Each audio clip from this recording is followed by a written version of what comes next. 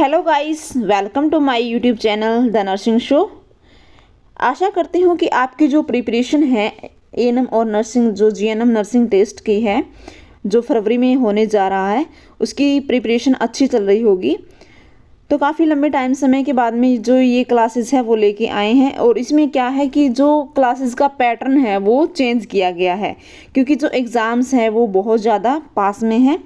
इसको देखते हुए हमने ये क्लासेस का जो पैटर्न है वो बहुत ज़्यादा चेंज किया है। इसमें क्या है कि आपको इस व्हाट्सएप ग्रुप को आपको ज्वाइन करना है ताकि जो भी हमारे द्वारा क्लासेस अवेलेबल करवाई जाएगी उससे पहले आपको एक टेस्ट सीरीज दी जाएगी। उसके बाद में चैनल पर जो आंसर की है वो अपलोड की जाएगी ताकि आप पता लगा सकें कि आपने उन क्वेश्चंस में से जो टेस्ट सीरीज है उनमें से कितने आपके राइट कितने रॉन्ग हो रहे हैं, कितनी आप नेगेटिव मार्किंग की तरफ जा रहे हैं। तो इस तरह से आपको इस टेस्ट सीरीज को करना है। इसके साथ ही दोस्तों एक और बात है जो मैं आपको बता देना चाहती हूँ कि जो ये टेस्ट सीरीज़ है उसका कोई भी चार्ज नहीं होगा और साथ में ही आपको रोज़ाना इसके लिए कोई भी 10 टॉपिक या 12 टॉपिक इस हिसाब से आपको टॉपिक दे दिए जाएंगे। उसके अलावा भी आपको पढ़ना है और उस टॉपिक पे भी थोड़ा ध्यान देना है ताकि उन टॉपिक में से हम क्वेश्चंस बनाएंगे, आपको उसके लिए क्विज देंगे ताकि आपकी जो प्रिपरेशन है वो जल्दी भी हो, थोड़े समय में जल्दी भी हो और अच्छी भी हो। इसके लिए ये टेस्ट सीरीज हमने शुरू की है और इसके लिए कोई भी चार्ज नहीं है। तो आपकी प्रिपरेशन अच्छी हो इसलिए आप हमारे साथ कंटिन्यू बने रहे। तो आइए दोस्तों वीडियो स्टार्ट करते हैं। हमारा फर्स्ट क्वेश्चन क्या है, the Audible range of the human ears is between, यानी जो ह्यूमन ईयर्स है उसके जो ऑडिबल रेंज है सुनने की क्षमता है वो कितने के बीच में है। ए ऑप्शन है 20 से 20,000 हर्ट्ज, बी ऑप्शन 50 से 50,000 हर्ट्ज, सी ऑप्शन है 200 से 20,000 हर्ट्ज और डी ऑप्शन है 20 से 2,000 हर्ट्ज। तो इसमें हमारा राइट आंसर क्या रहेगा? राइट आंसर हमारा रहेगा ए हमारा क्या रहेगा 20 से 20,000 हर्ट्ज। यानी अगर नॉर्मल जो ऑडिबल रेंज है उसकी बात की जाए तो वो क्या है 20 हर्ट्ज। आपसे क्वेश्चंस ऐसे मॉडिफाई करके पूछा जाए कि जो ह्यूमन ईयर है उसकी ऑडिबल रेंज है मैक्सिमम यानी कम से कम, तो उसकी है 20 हर्ट्ज। अगर ज़्यादा की पूछी जाए तो आपको आंसर देना है 20,000 हर्ट्ज। हाईएस्ट अप हियरिंग की बात की जाए तो 20,000 हर्ट्ज। हमारा इसमें राइट आंसर क्या रहेगा? ए हमारा राइट आंसर रहेगा। हमारा नेक्स्ट क्वेश्चन क्या है? सेकंड हमारा जो क्वेश्चन है वो है लंग्स के चारों ओर पाई जाने वाली मेम्ब्रेन क्या कहलाती है। लंग्स यानी जो हमारे लंग्स है थोरोसिक कैविटी के अंदर 2 लंग्स प्रेजेंट होते हैं हमारे, तो उसके बाहर एक कैविटी पाई जाती है, उस कैविटी को क्या कहा जाता है? ए ऑप्शन है पेरिकार्डियल, बी ऑप्शन है मीडियास्टिनल, सी ऑप्शन है प्लूरल, डी ऑप्शन है पेरिटोनियल। तो इसमें हमारा राइट आंसर क्या रहेगा? Pleural cavity. यानी जो हमारे लंग्स है उसमें एक जो जोड़ी लंग्स पाए जाते हैं यानी एक पेयर लंग्स पाए जाते हैं, उसके चारों ओर डबल लेयर मेम्ब्रेन पाई जाती है। उसमें जो एक का नाम होता है प्लूरा और सेकंड का नाम होता है प्लूरा मेम्ब्रेन, प्लूरल मेम्ब्रेन, यानी 2 ये मेम्ब्रेन पाई जाती है। तो इसके बीच में एक फ्लूइड भी पाया जाता है, उसका नाम होता है प्लूरल फ्लूइड। क्या नाम होता है? आपसे क्वेश्चंस ऐसे भी पूछा जाएगा कि जो प्लूरल कैविटी है उसके बीच में प्लूरल कैविटी में जो प्लूरल मेम्ब्रेन और प्लूरल के बीच में पाई जाने वाला जो फ्लूइड है उसे किस नाम से जाना जाता है? तो आपको आंसर देना है प्लूरल फ्लूइड के नाम से जाना जाता है। और इसका जो काम है वो क्या है? उसका काम है जो फेफड़े जब ऑक्सीजन अंदर लेते हैं आउट करते हैं CO2 को, तो उसमें फ्रिक्शन होता है उसको प्रिवेंट करना इस जो फ्लूइड है उसका काम होता है, फंक्शन होता है। तो हमारा इसमें राइट आंसर क्या रहेगा? सी हमारा राइट आंसर रहेगा कि उसका नाम क्या है? प्लूरल उसका नाम है। हमारा नेक्स्ट क्वेश्चन क्या है, निम्न में से एंटेरियर थोरेसिक वॉल के ऊपर पाई जाने वाली मसल्स कौन सी है। वेरी इंपॉर्टेंट क्वेश्चंस है ये। एंटेरियर थोरेसिक वॉल यानी जो ऊपर की थोरेसिक वॉल है उसके ऊपर एक मसल्स पाई जाती है, उसका नाम क्या है। इसमें ए ऑप्शन है पेक्टोरियलिस मेजर, बी ऑप्शन है डेल्टोइड, सी ऑप्शन है ट्राइसेप्स और डी ऑप्शन है बाइसेप्स। तो इसमें हमारा राइट आंसर क्या रहेगा, पेक्टोरियलिस मेजर, यानी ये मसल्स है वो पाई जाती है। इसकी शेप के बारे में बहुत बार क्वेश्चंस पूछा गया है कि जो पेक्टोरियलिस मेजर है उसकी शेप क्या होती है, तो वो फैन शेप्स होती है, फैन शेप्ड होती है। और ये कहाँ पाई जाती है, थोरेसिक एंटेरियर थोरेसिक वॉल के ऊपर पाई जाती है। अगर बात की जाए कि ये डेल्टोइड मसल्स है ये कहाँ पर प्रेजेंट होती है, ये शोल्डर जॉइंट के पास में प्रेजेंट होती है, शोल्डर जॉइंट के पास में प्रेजेंट होती है। ट्राइसेप्स की बात की जाए तो ये जो आर्म है, भुजा है, उसके डोर्सल पार्ट में प्रेजेंट होती है, यानी यहाँ पर प्रेजेंट होती है। बाइसेप्स की बात की जाए तो ये जो आर्म है उसके अपर पोर्शन में ये प्रेजेंट होती है, ऊपरी भाग में प्रेजेंट होती है अपर पोर्शन में। तो इसमें हमारा राइट आंसर क्या रहेगा, ए हमारा राइट आंसर रहेगा। हमारा नेक्स्ट क्वेश्चन क्या है, निम्न में से ऐसा कौन सा साइनस है जो पैरानेजल साइनस से नहीं जुड़ता है। पैरानेजल साइनस, पहले तो बात है कि जो साइनसेस क्या है, ये क्या है, जो हमारा फेस है उसमें क्या होता है, होलो स्पेस होती है जिसमें क्या होती है, एयर फिल हुई होती है। ये क्या करते हैं, जो बोन का वेट है वो कम करते हैं, साथ में ही फ्रिक्शन से प्रिवेंट करते हैं, जो बोन के बीच में फ्रिक्शन है उसको भी प्रिवेंट करते हैं, और जो हमारा बोन, जो फेशियल बोन है, सकल बोन है, उसके वेट को कम करने का काम करते हैं साइनसेस। ये क्या होते हैं, एक होलो स्पेस होते हैं, इनमें एयर फिल की हुई होती है। इसमें राइट आंसर क्या है, मैक्सिलरी। ए ऑप्शन में है maxillary, B option ethmoid, C option है मैस्टोइड, डी ऑप्शन है सफेनोइड। तो हमारा इसमें राइट आंसर क्या रहेगा, मैस्टोइड हमारा राइट आंसर रहेगा, क्योंकि ये जो तीनों जो साइनसेस है ये क्या होते हैं, जो फेशियल बोन्स हैं उनमें पाए जाते हैं और पैरानेजल साइनसेस से जुड़ते हैं। ओनली एक मैस्टोइड साइनसेस ऐसा है जो कि पैरानेजल साइनसेस से नहीं जुड़ता। इसमें हमारा राइट आंसर सी रहेगा। हमारा नेक्स्ट क्वेश्चन क्या है, निम्न में से कौन सी सेंसिटिव पिगमेंटेड लेयर है। निम्न में से कौन सी सेंसिटिव पिगमेंटेड लेयर है, यानी आई की पूछ रहे हैं। इसमें आई में पिगमेंटेड लेयर कौन सी है। ए ऑप्शन है कॉर्निया, बी ऑप्शन है रेटिना, सी ऑप्शन है स्क्लेरोटिक और डी ऑप्शन है आइरिस। तो इसमें हमारा आंसर रहेगा, राइट आंसर रहेगा बी, यानी जो रेटिना है वो क्या है, सेंसिटिव पिगमेंटेड लेयर है, यानी ये बहुत ज़्यादा सेंसिटिव होती है।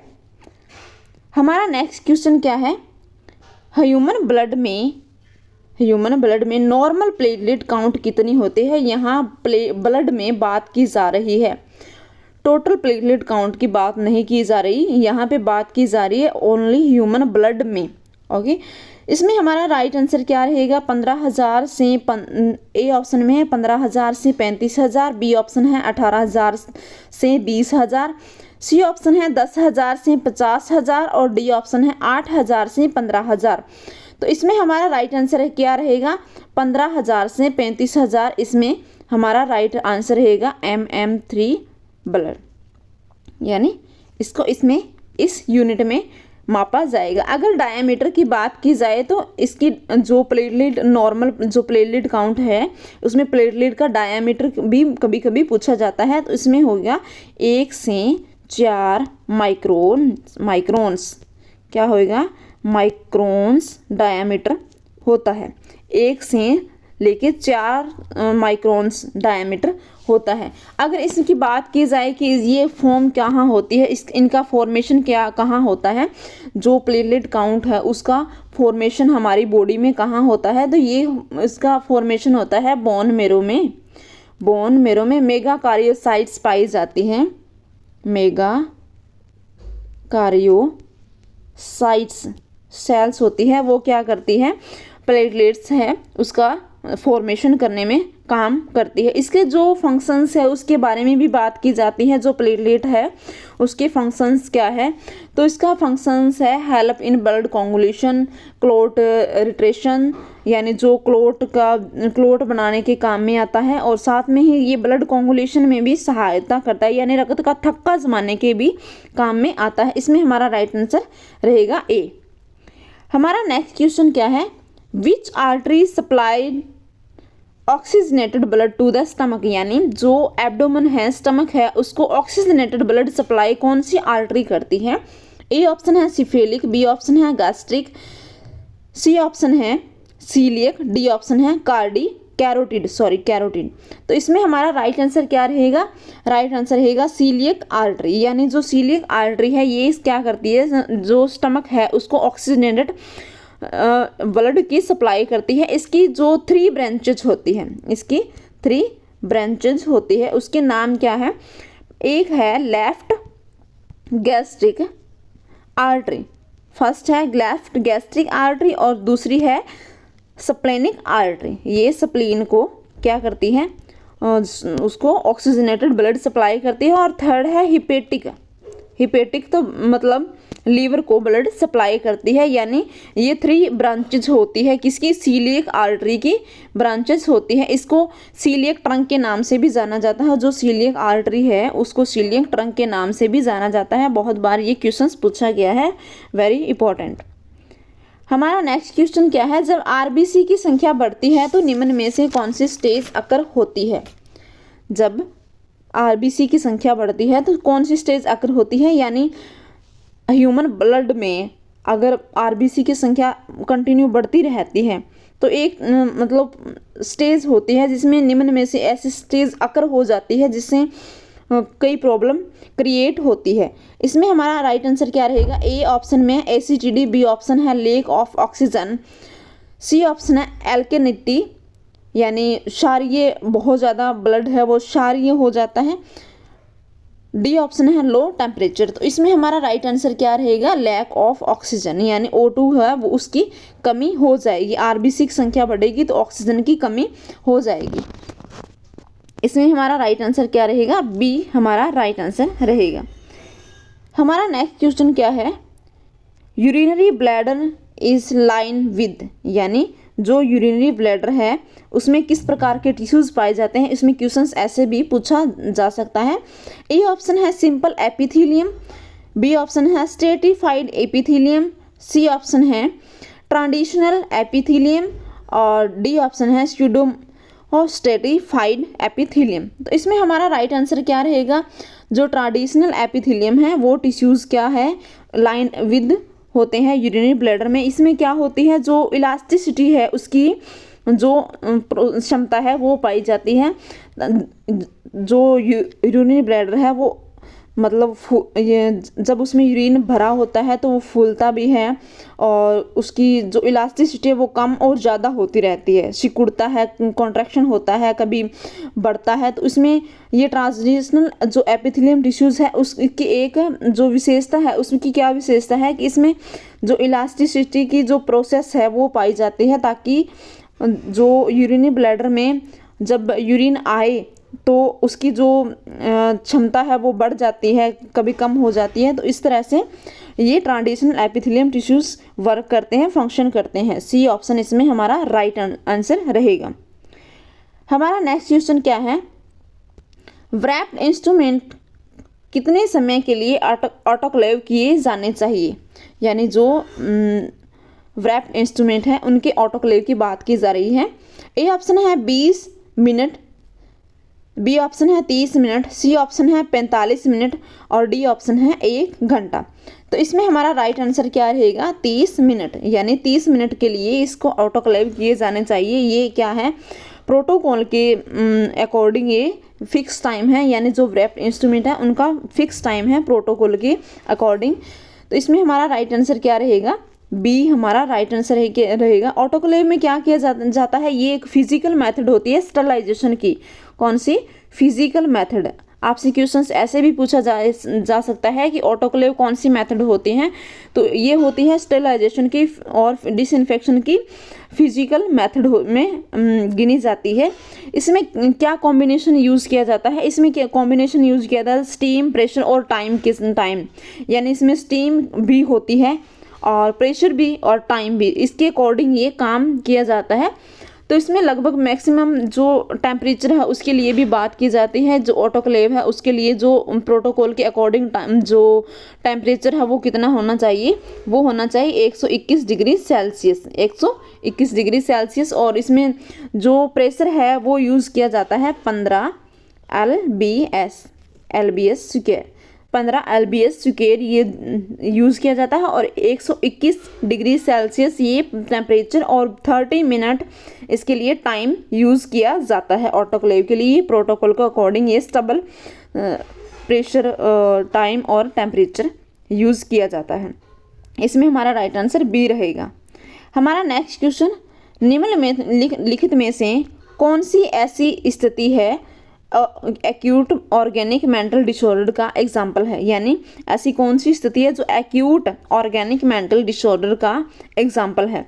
ए ऑप्शन है शिजोफ्रेनिया, बी ऑप्शन है डेलीरियम, सी ऑप्शन है मैनिक साइकोसिस, डी ऑप्शन है ऑब्सेसिव कंपल्सिव डिसऑर्डर। तो इसमें हमारा राइट आंसर क्या रहेगा, डिलीरियम, बी हमारा राइट आंसर रहेगा। ये क्या है, एक मेंटल जो डिसऑर्डर है। और इसमें डिलीरियम में क्या होता है कि जो व्यक्ति है, जो पर्सन है जिसको ये डिजीज़ हो रहा है, डिसऑर्डर हो रहा है, उसकी जो मेंटल एबिलिटी है वो डिस्टर्ब हो जाती है और वो कंफ्यूज रहता है, किसमें थिंकिंग में कंफ्यूज रहता है और उसमें जो अवेयरनेस है वो उसकी जो क्षमता है वो लेस हो जाती है, यानी जो सोचने की क्षमता है वो कम हो जाती है और उसमें डिस्टर्बेंस आ जाता है बहुत ज़्यादा और उसमें अवेयरनेस है वो भी बहुत ज़्यादा कम हो जाती है। हमारा नेक्स्ट क्वेश्चन क्या है, abnormal copper accumulation is seen in which the following disease, यानी जो अबनॉर्मल कॉपर का संग्रहण हो जाना कौन सी डिजीज़ में देखा जाता है। कॉपर का बहुत ज़्यादा अबनॉर्मल असामान्य कॉपर का संग्रहण हो जाना निम्नलिखित में से कौन सी डिजीज़ में देखा जाता है। ए ऑप्शन है विल्सो डिजीज़, बी ऑप्शन है पार्किसंस डिजीज़, सी ऑप्शन है शोजोरन डिजीज़ और डी ऑप्शन है हिमेक्रोमेटोसिस।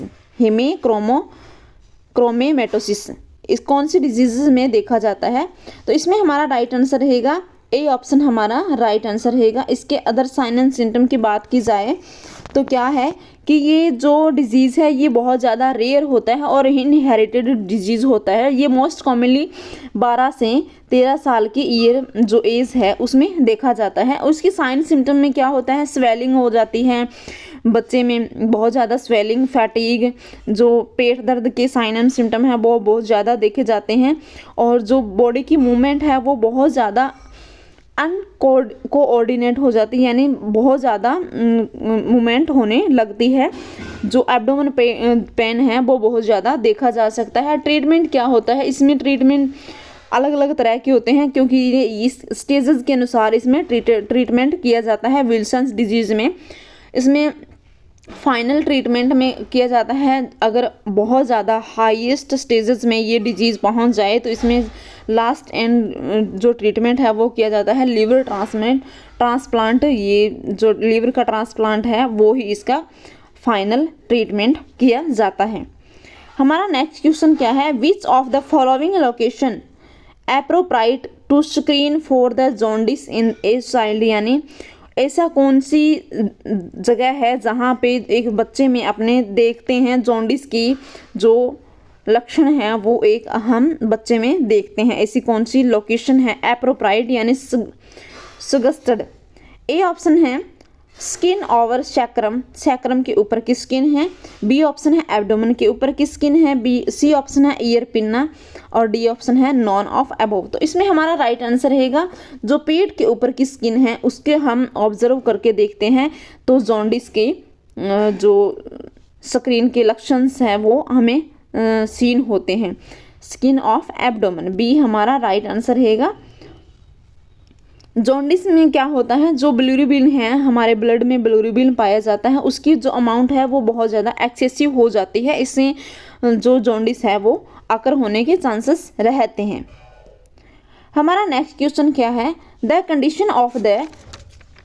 Condition caused during myocardial इन्फाक्शंस। ये क्या है, एक जो कार्डियक से रिलेटेड एक डिजीज़ है, इसको क्या बोला जाता है, एक साइलेंट किलर के नाम से भी इस डिजीज़ को नाम से जाना जाता है, साइलेंट किलर नाम के डिजीज़ से भी इस जो डिजीज़ है उसको जाना जाता है, मायोकार्डियल इन्फेक्शंस को।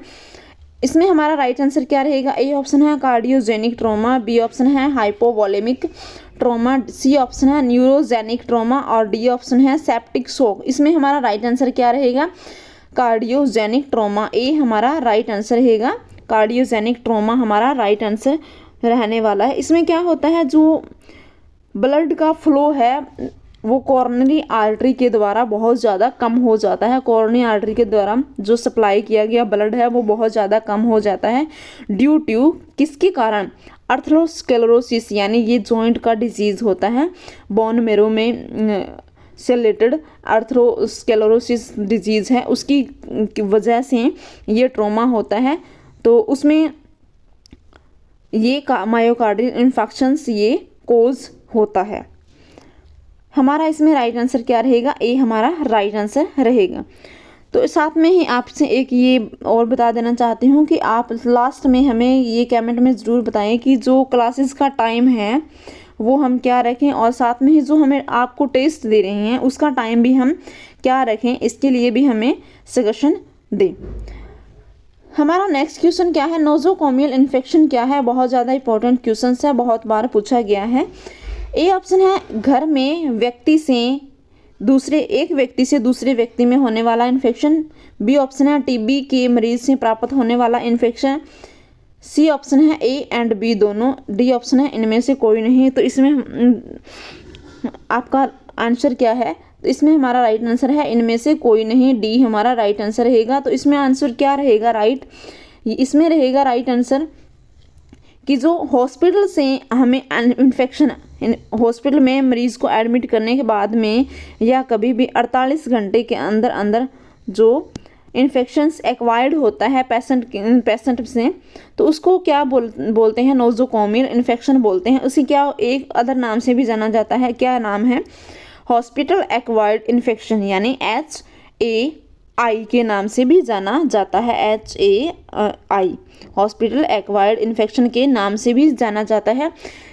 इसे कैसे हो सकता है कि यानी हम कोई भी किसी भी कैथेटाइजेशन करते टाइम या कोई भी हम प्रोसेसिंग करते टाइम ये हम जो नर्सिंग स्टाफ है उसके द्वारा ज़्यादातर ट्रांसफ़र होता है, या हम अपने जो पेशेंट है उसकी केयर में या मास्क वगैरह या ग्लव्स है वो यूज़ करके अपने पूरा प्रॉपर उसकी केयर नहीं करते हैं, तो ये जो इन्फेक्शन है वो एक व्यक्ति से दूसरे व्यक्ति में ट्रांसफ़र हो जाता है, हॉस्पिटल में होता है, तो इसको हॉस्पिटल एक्वायर्ड इन्फेक्शन के नाम से भी जाना जाता है, नोजोकोमियल इन्फेक्शन। हमारा नेक्स्ट क्वेश्चन, CPU की फुल फॉर्म क्या है, CPU की फुल फॉर्म क्या है, तो इसमें हमारा राइट आंसर क्या रहेगा, ए ऑप्शन है central play unit, B option है central processing unit, C option है cell processing unit, D option है सेंट्रल प्रोसेसिंग यूनिट। तो हमारा इसमें राइट आंसर क्या रहेगा, सेंट्रल प्रोसेसिंग यूनिट हमारा राइट आंसर रहेगा। हमारा नेक्स्ट क्वेश्चन क्या है, कंप्यूटर का ब्रेन किसे कहते हैं, बहुत ज़्यादा इंपॉर्टेंट क्वेश्चंस है, ये आपसे क्वेश्चंस पूछा जा सकता है। ए ऑप्शन है RAM, बी ऑप्शन है ROM, सी ऑप्शन है CPU और डी ऑप्शन है सॉफ्टवेयर। तो हमारा इसमें राइट आंसर क्या रहेगा, CPU, यानी सी हमारा राइट आंसर रहेगा, CPU। हमारा नेक्स्ट क्वेश्चन क्या है, हाल ही में कितने राज्यों में विधानसभा क्षेत्र से के चुनाव हुए हैं, करंट अफेयर का क्वेश्चन है। ए ऑप्शन है 4, बी ऑप्शन है 7, सी ऑप्शन है 3, डी ऑप्शन है 5। तो हमारा इसमें राइट आंसर क्या रहेगा, 5, यानी जो 5 विधानसभा क्षेत्र के चुनाव है राज्यों के विधानसभा क्षेत्र के चुनाव है वो हुए हैं। डी हमारा राइट आंसर रहेगा। कौन कौन से राज्य हैं? एक है राजस्थान, MP और छत्तीसगढ़, तेलंगाना और लास्ट क्या है? मिजोरम। यानी ये 5 राज्य हैं, इनके विधानसभा क्षेत्र के चुनाव हुए हैं। तो उसमें अगर बात की जाए कि किस राज्य में कौन सा मुख्यमंत्री नया है, यानी कौन सा मुख्यमंत्री बना है, तो राजस्थान में कौन सा है? भजन लाल शर्मा, आप नोट करते रहिए। MP में कौन सा है? मोहन यादव। छत्तीसगढ़ में कौन सा है? विष्णुदेव साय है, वो छत्तीसगढ़ के नए मुख्यमंत्री हैं। तेलंगाना में है ए रेवंत रेड्डी है वो। और मिजोरम में है लाल दुहोमा वो है मिजोरम के नए मुख्यमंत्री। इसमें हमारा राइट आंसर है 5 यानी 5 है। डी ऑप्शन है सॉरी। एंड लास्ट क्वेश्चन कौन सा है? JSY को कब प्रारंभ किया गया था? JSY को ए ऑप्शन है 13 अप्रैल 2005, बी ऑप्शन है 24 मार्च 2005, सी ऑप्शन है 12 अप्रैल 2005 और डी ऑप्शन है 12 अप्रैल 2012। तो हमारा इसमें राइट आंसर रहेगा सी, हमारा राइट आंसर रहेगा। इसमें बात की जाए कि जो JSY है उसका फुल फॉर्म क्या है? जो JSY है उसका फुल फॉर्म है जननी सुरक्षा योजना। इसकी जो है इसमें क्या है, जो भारत के जितने भी स्टेट्स है उसको लो एंड हाई इसमें बांटा गया और उसके हिसाब से इस योजना को लागू किया गया है। जननी सुरक्षा योजना को लागू किया गया और ये योजना 12 अप्रैल 2005 को लागू की गई थी।